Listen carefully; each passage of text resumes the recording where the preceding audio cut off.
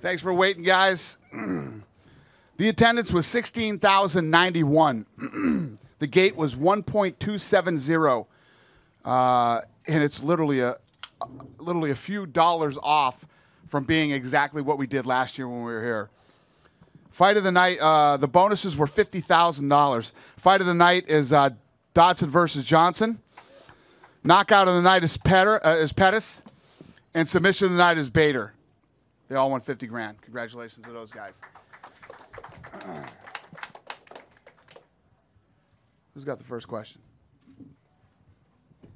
Nick Cunningham from Ola America. I actually have a question for you, Dana. After seeing Pettis win so decisively tonight, do you want to reconsider him and Henderson, or is Melendez pretty set in stone? Yeah, I think the Melendez fight is pretty set, but he's next. I mean, I can't say enough good things about the guy. That was incredible tonight. You know, obviously his big all-time highlight will be the kick off the fence, but man, tonight was unbelievable. The knee off the fence, it was phenomenal. Good stuff. Kev? Couple things, Anthony. If you know, Dana's saying you're going to get the title shot, they're fighting at the end of April. So now you've been out 11 months, and now it's going to look like, you know, July or August before they would theoretically be ready to fight. Are you going to at all think of anything else, or is it going to be just title shot?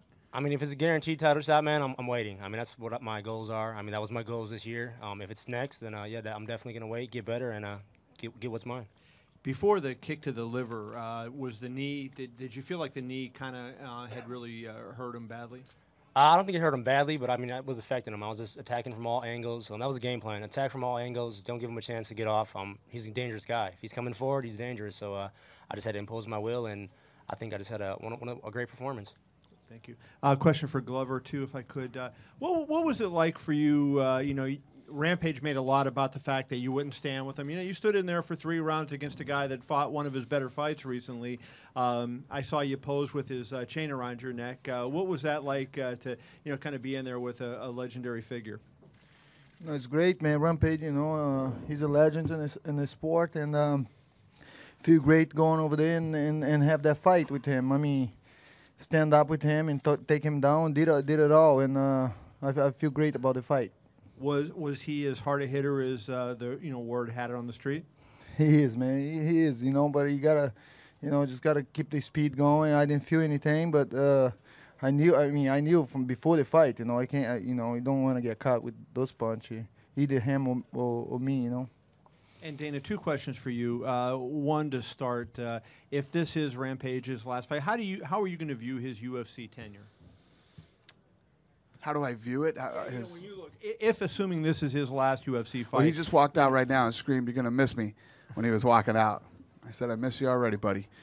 I don't know. You know, Rampage is one of those guys that I honestly believe tonight that if Glover was fighting anybody else, he would have knocked them out in the first round. Rampage got hit with that shot, and, you know, not only can he punch hard, he can take a punch. You know, the Rampage's biggest problem is that he doesn't always train. He doesn't always stay in shape. I mean, if he took this sport 100% hardcore serious, God knows what that guy would be able to accomplish, but he doesn't. And then lastly, did you think Glover did enough to make himself #1 contender, or put him up in the, you know, high up in the ranking with that win tonight? I thought he looked great tonight. He beat Rampage, and he did it in a way that Rampage said he wouldn't. Rampage said he wouldn't stand with him, and he did. Chuck Liddell was screaming the whole fight to take him down over in the corner. Yeah, Chuck was freaking out, going crazy. And, you know, Glover came in and talked to us after and said, "You know what, man, I came in here and I said I was going to stand with him. I'm going to stand with him," and that's what I did. I respect that. Dana, what do you think that Anthony should do? Do you think he should wait? Since he's been in this position before and it didn't work out the way he wanted it to. It's one of those things. Let's see how this, again, to make these decisions tonight, we'll see how this thing plays out. You never know what's going to happen.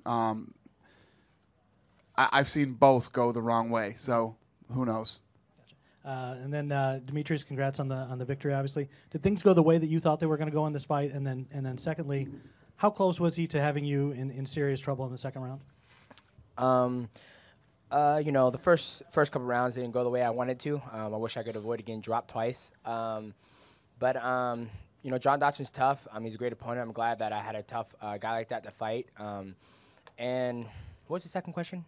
How close did he have you to being, you know, in serious trouble in the second? You know, it's gonna happen. You know, you're gonna get knocked down. It's a fight, and when you're going against a guy who has you know, puncher power, it's gonna happen. So you know, I've been rocked before in my past fights. You know, with Cruz and stuff, and I'm in great shape. I recovered good, and I just kept to the game plan and just kept on fighting. It's a fight.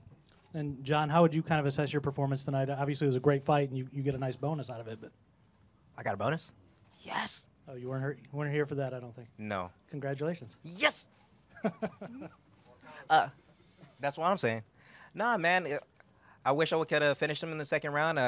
Demetrius is one tough opponent. I'm not going to say anything bad about him. He came out there and swinging for the fences, and he made sure that he got me. That 4th and 5th round is what I really need to work on, and I'm going to come back stronger. Is that all that you think you need to work on, is just being able to go 25 minutes like that to be able to get back and win a couple and get back at another title shot? Well, I'm going to win as many as it takes me to get back to the title shot.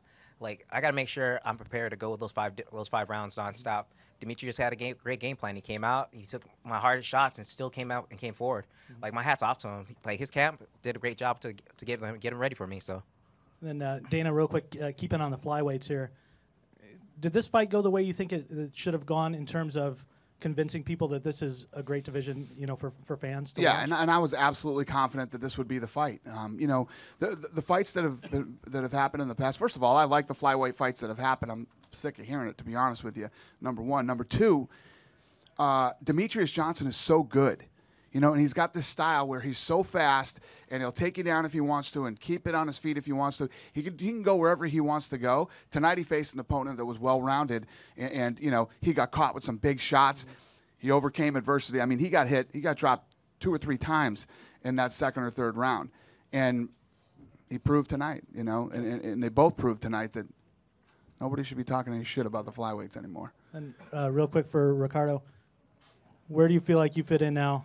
Obviously in the division, you know, huge win, convincing win, and 4 in a row at featherweight. You know, there's a fight happening next weekend. I'm going to be there watching, and I'd love to have the winner of that fight in the main event of Jose Aldo and Frankie Edgar. And then, Dana, is that something that you guys are – sorry to bring that on you. Yes, man, that's the next fight we'll make. No, I have no idea. See what I like that he wants it. I like that he wants All it. right. Thanks, buddy. Anthony, how surprised were you? You talked about being able to back up Donald Cerrone earlier in the week and stuff, and that happened relatively early in the fight that you were able to back him up and everything else. Were you surprised at how quickly it happened during the course of that first round? Yeah, I mean, I thought it was going to be more of a war. I mean, he's a tough guy. I mean, he's never been finished like that, so I was surprised that it ended that fast. But I mean, if you get hit the right way, I mean, there's nothing you can do about it. I just caught him with a good body kick, and he just couldn't recover. Ricardo, talk to us about what happened in between rounds 1 and 2 to be able to go ahead and make an adjustment, because you came out and you looked relatively different in that second round compared to the first, and you know, once you had that opening, you took advantage of it, thus finishing the fight. Yeah, Eric is, you know, he's a very unorthodox fighter. He's very pinpoint accurate in his striking and everything. So I think after the first round, I got a little bit better of a feel of his movement, and I started applying pressure to him instead of having him back me up, and you know, I think that helped a little bit, and I knew that once I got a takedown, I'd be comfortable on top. Dana, one for you. In your last fight with Clay Guida that he had with Gray Maynard, you had said some things about his performance. How would you evaluate his performance tonight? Do you think the featherweight division is a better fit for him moving 10 pounds south? There were actually, I was having some problems with production that I was dealing with, and I didn't see his fight tonight. Oh, really? Yeah.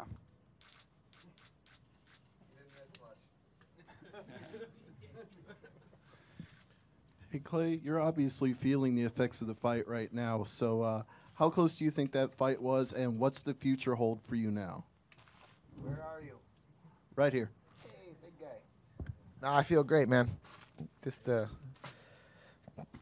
Asian kicked me in the face a couple times, but I feel great. Honestly, people have been asking how the weight cut was. I didn't even cut weight. I had an easier time getting down to 45 than I have at 55, and being undersized at both weight classes, just following a regiment, following a diet properly. You'd be surprised, amazing things, man. Felt good. Hatsu Hioki is one of those guys who you're not going to dominate him. I watched Rick Lamas' fight as, that was the fight that I used, pretty much to, get ready for it, to prepare for it. And he's one of those fighters that makes you not look very good. And obviously, judging by my face, he wouldn't even know he won. But I felt good in there, felt fast. He hit me with a couple body shots. Not sure if anyone saw that. I'm glad he didn't close the distance on me, but I have a lot to work on. I'm going to be right back in the gym, and I feel great at the featherweight division. And I'm going to keep looking forward to turning heads and making a run at it. All right, John, question for you. How close did you feel the fight was going into the 5th round? Did you think it was tied? Did you think maybe you had the lead? What were your feelings? I knew that it was going to come down to that last round. I thought I had won the first 2 rounds, and that 3rd round could have gone either way, but I was giving it to Mighty Mouse on that 3rd and 4th. I just couldn't turn it over for that 5th, so that was my own fault. How close do you think you were to finishing that fight in the 2nd? I saw that he was rocked, and I didn't really think I was going to finish him. I just need to make sure I can keep on following up with it. He tripped a couple of times, and I saw that. Those weren't really like my main concerns. Like I wanted to go out there and just fight him. That was it. Like that's the best answer I can give you. Like I didn't think that I saw him get dropped. I didn't think that he was hurt. Glover, quick question for you, and then I'll hand it off. What's next for you at light heavyweight now that you beat Rampage? It's up to him. I mean, in the UFC, people, I don't care. I mean, I fight anyone. No particular name? No, just anyone out there, man. I think I'm 100% right now, and if you're ready to fight, whatever they call me, I'll be ready. I'll be training in 5 days. I'll take 5 days off. I'll be training, helping the Otto for his fight. Victoria Balahova, Russian, Chicago. Clay, my kind of follow-up question to you about the weight cut. How do you think the transition went from the lightweight to the featherweight, and how the diet went overall? Have you ever cheated on it? It went better than planned, but yeah, I definitely had my meltdowns a couple of times. Me and my dad, he came out and surprised me in Albuquerque for Christmas, and we ate at IHOP, and I was on a diet down in the 150s, and I'm like, let's go to IHOP. I had a meltdown and ate my half-assed steak omelet, my Cinestack French toast, and I was eating the food off of his plate. He thought I was possessed or something. I probably blew up 10 pounds while he was in town for 24 hours. Once he left, I got refocused, and I knew I had so much time to get back and get to it. I've never stuck to a diet. I've been wrestling since I was 5 or 6 years old. Never cut weight the right way, and sticking to a diet is it's all up here. Anyone can do it. My mom is my motivation. She's lost 60 pounds since the fall, so she's an inspiration, and it's pretty awesome to see someone transform, and positive attitude spreads like wildfire. The last time we spoke a few months ago, we talked about that you haven't fought in Chicago for a long, long time. How did it feel today to be back home? It was a great homecoming, very warm welcome. And I thought it was a fun fight. It probably wasn't the fight, everyone wanted to see. I bled again, but there was a couple big slams in there, some big takedowns, some ground and pound, the old, not pretty Clay Guida, but I got back to some skills that I didn't use in the Gray Maynard fight, which I think were the telltale of that. I got back to my wrestling, to my roots, and I did land some punches and some leg kicks, which people aren't used to seeing me use leg kicks, and I think that opened some things up for me. But he's just got such a good guard, and he doesn't let you pass very easily, but he's very skilled, so we're going to move forward, and there's a couple guys in front of me that I'd like to get at to climb the ladder quickly. And Dana, I have a few questions to you. Concerning tonight's card, talking about Vladi, the janitor, he's been in MMA for 16 years. Where do you rank him? Do you consider him a veteran of MMA? What are your thoughts on him? A what of MMA? Where do you rank him as a veteran of MMA? A veteran? After 16 years, I would definitely call him a veteran. Was that my question? Where does he stand for you?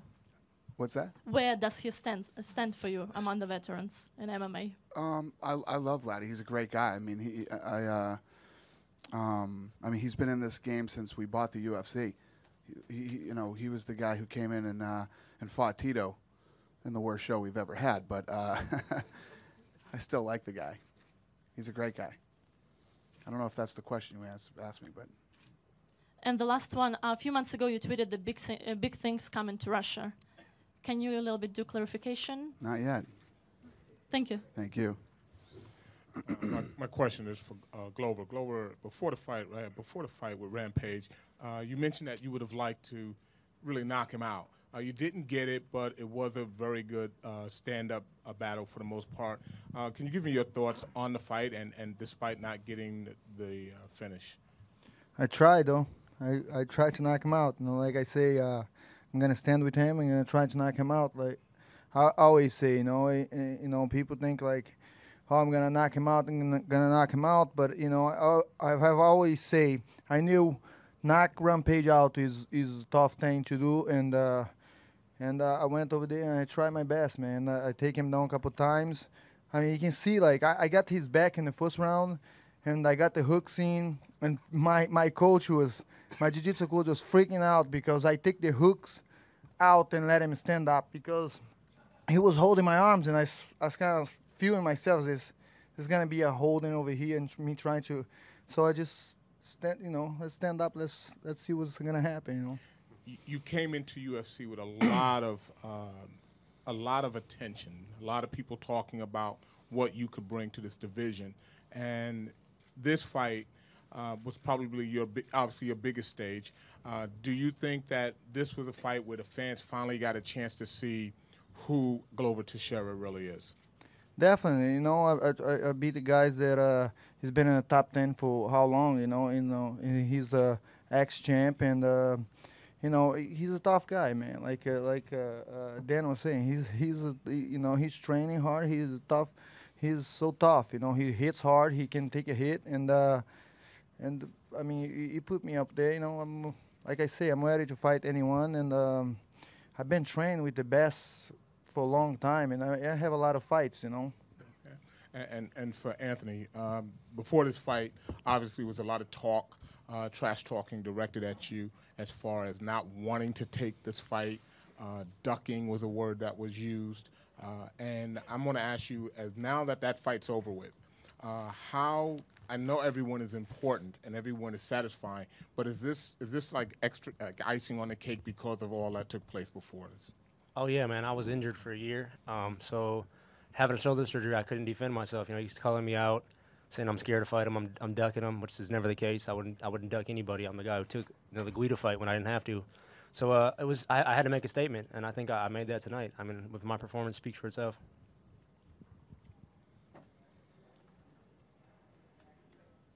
Hi, my name is Nicoleta Morales, and I'm from Extra. And my first question is for Ricardo Lamas. I want to know, how does it feel winning one of your greatest fights, actually the greatest fight here in Chicago in your hometown? And then how different was your training for this fight than any other fight you've had before? It felt great. I haven't fought in Chicago since 2008, so be able to come back and fight in a venue like the United Center for the UFC is, you know, more than a dream come true. And my training for this fight was the same as always. I trained with my two teams, Top Notch and MMA Masters, and just the only thing that was different was I just had to work with a lot more southpaws to get used to Coke. Okay, thanks. And for Anthony, I noticed you had tattoos on your chest. Were these your kids? Because when you were, being happy on the camera, you pointed out and you said, I'm fighting for her, I'm fighting for her. So I just want to know, is this your core? Is this the reason why you're fighting so good when you look at your tattoos of your kids? Or Yeah. Is this your secret, basically? No, not my secret. I mean, it's my daughter and my mother. Two of my closest ladies. I keep them to my heart, so that's why the tattoo symbol is that. But for my daughter, I mean, she really just helped me. Last year was a hard year for me. I mean, with the injuries, I couldn't really advance myself. So I spent a lot of time with my daughter, and me and her became very, very, very close. She's only a year and a half, so she really helped me get through last year, and that's why I said it was for her. Okay, thanks. Okay, my question's for TJ. You're on a pretty good streak right now, and this was kind of a signature win. So what do you see is next for you? I'm going to leave it up to the UFC. I'm sure Joe Silva's going to come up with a good opponent for me, and I just feel like winning 4 in a row definitely gets my name out there, and I was totally happy with my performance tonight, and I'm just looking to take the next step. I mean, there's top 10. That's where I want to be, and I want to keep moving closer and closer, and I'm realistic. I know there's a lot of tough guys out there. One guy I think would be really exciting is Jim Miller, but ultimately that's up to the UFC. Do you feel healthy and ready to go if they were to call you pretty quickly? Oh yeah, I'm totally healthy and no injuries at all. Yeah. And then, Anthony, when you're in a fight, do you think about the moves that come, like when you're kicking off fences and all the crazy things you do, or is it just kind of happen? It just kind of happens. I have my, I think Duke just helped me with my base of martial arts. I did taekwondo as a kid, so all them kicks are coming from a taekwondo background. Duke just really helped me with my Muay Thai, and I think my ground game's really good, so I just feel comfortable doing anything out there. And I think it just happens. I don't really plan it; it just happens. Question for Demetrius. When you had the 2 warnings from McCarthy, how did that affect you? You know, I know you disputed both of them, but how did it affect you in the fight, and did it take anything away from you? No, it didn't affect me at all in the fight. It's really hard, you know, when you have somebody down like that, and you have them in a headlock, and you try and get knees up because all they have to do is put their hand down and bring it up, put it down, put it up. So I think, you know, they should make a rule. And John McCarthy did a good job. Like, okay, dude, it's like you either got to get up or get down. And, you know, after the first call, John McCarthy was like, you know, hey, watch it, you know, keep it clean. I was all right, my bad. Then after a while, you know, when I have the same situation again, John McCarthy was like, okay, you either got to get up or stay down. You got to choose. You can't play this limbo game. So it didn't affect me. And anything, I just stayed calm and relaxed. And John, were you hurt by the low blow? You seemed like maybe you were affected, and also the knee. I can't be a bitch about it. And what about what McCarthy said to you there when he asked you? Do you remember anything about that sequence when he asked you if you were okay? Yeah, I remember everything. He asked me, "Does it hurt?" I was like, "Am I ugly?" It's like, "Yeah, you're ugly." That was about it. I was like, "Can you see me?" It's like, "Yeah, I can see you." Are you gonna keep on fighting? Yeah. Do you want the doctor to come in? I was like, "No, I'm bringing him in anyway." It's like, "All right." You weren't seeing double or anything like that at all, were you? No. No. Okay. TJ, you've been kind of sorry down here in front. Hello. Hey. Your run is kind of maybe flying a little bit under the radar. Can you talk about that a little bit? Obviously now 4 in a row and and a big finish, and finishing off the prelims in front of a lot of people puts you up there a lot more in a lot of fans' eyes now. Yeah, I mean, tonight was just a great opportunity for me to showcase my skills, and I had a great opponent. I was ready for a really tough fight tonight, but it all worked out. Everything went picture perfect, and I got the knockout. And I just feel like going along early in my career, it's quiet, like flying under the radar. And I mean, hey, I built up a lot of experience in the UFC. I've had 10 fights, and I'm fortunate for that. It's really important, that octagon experience, and right now I feel like I'm putting it all together. And tonight I felt like I made a statement. When you're preparing for a guy like that, do you look at his past fights and say, all right, it's legit, this guy hasn't been stopped in 6.5 years, and then does that affect how you kind of game plan for a fight and say, well, if nobody else has stopped him in 6.5 years, it's going to be hard for me to finish him? And then the way you did it in the first round, did that even come as a surprise to you, or how do you game plan around something like that? Well, just watching his previous fights, he likes to come forward, and I mean, like I do too, and that's going to be the battle, right? Who can dictate and who can get in each other's face and control the ring. And I felt like he leaves some holes, and I could exploit them, and I did. And like I said, like I know he's a tough, durable guy. I feel like I can knock people out, and I don't try to punch to score points. I try to, every punch I throw, I'm always trying to do damage with. I'm trying to hurt the guy, and that's just the way I fight, and that's the way I'm going to continue to do it. And Dana, real quick, in terms of the televised Fox card, 2 great finishes, 2 decisions that were pretty exciting back and forth fights. How do you feel looking back on it? Your kind of knee-jerk reaction to how things are going now that you guys are 6 shows in to the Fox deal. Yeah, no, it was a great night. It was a great night. I say this all the time, and it's the truth. I mean, every time we go out and, me and my crew do all the work and lay all the groundwork down, bells and whistles, like I call it, and these guys always come in and deliver. And to talk about TJ, after the weigh-ins, I talked to all the guys, and, we had said to him and Wyman, your fight's a big deal. It's a big deal, not only for the night, you guys are the main event on FX, but you're also it's a big deal for you two and where you sit in the division. So they knew what this meant going into it, and this breaks that kid into the top 10, and he's got big fights ahead of him now. Dana, this is the 2nd straight year that you guys have come to Chicago the week before the Super Bowl. Are we going to see 3 or 4 in a row? Is this kind of like the time that you like to come to Chicago during the time, or is it just the way the calendar? It's working out for us. I mean, obviously we came right back at the same time and did the same exact gate, which is crazy. But I like it. So yeah, I'm sure we'll come back again next year. Around the same time? Probably. Okay. I'd like to come in the summer, but what are we going to do?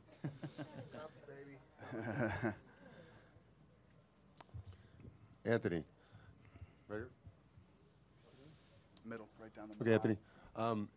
With a year off, a lot of people would be concerned with ring rust, but it didn't seem like you had any. Can you tell me why? I've been doing taekwondo since I was 5, so I've been in competitions my whole life, and I think that played a big role into it. If you make it a big deal and you're thinking about ring rust and you're concerned yourself about it, then you probably have some ring rust. Me, I was itching to get back in there, man. I was a year off. I was just couldn't wait to get back in there, and tonight was my night. Thank you. Let's do one more. We got one more? There you go. For Glover. Glover, it seemed like Rampage after the fight talked to you for quite a while. I was just wondering what he said to you. Just say great fight, and I told him I say I was gonna stand up with you. I did, and he said you did, and I say, bro, all the talking, I'm a big fan. He's like, now I'm your fan. Go get the title. That's all. Was that good to hear after everything that happened? I know he got in your face a little bit at the weigh-in, and there was some talk between you two. So was that good to hear? Yeah, I mean, I don't care about the talking before the fight. You know, everybody does. It doesn't bother me. Thank you guys very much. We appreciate your support. Have a good night.